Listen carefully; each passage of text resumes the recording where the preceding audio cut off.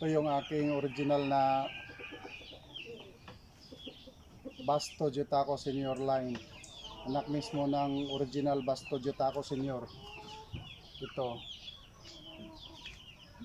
si Yoko na nag-produce ng Pongkan na Jutako. At ito ang kanyang wingban. Ito ang wingban ni Yoko na nagpapatunay na Basto, original Basto Senior. Yan ang kanyang wingban. Ito siya. Sobra 7 years old. Ito kanyang mukha.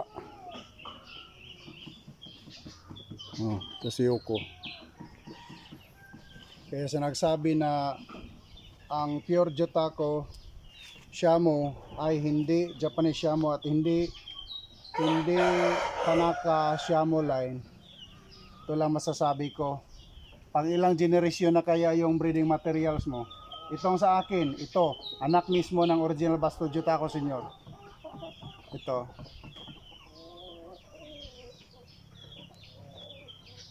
Ito si Yoko. Oh.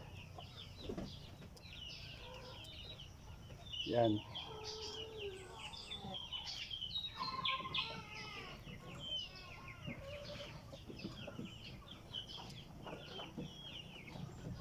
Ito ang foundation ko sa lahat ng mga Japanese Shamo ko. Dito lang si Yoko. Lahat ng mga Pongkan producer ko, ito ang foundation nila.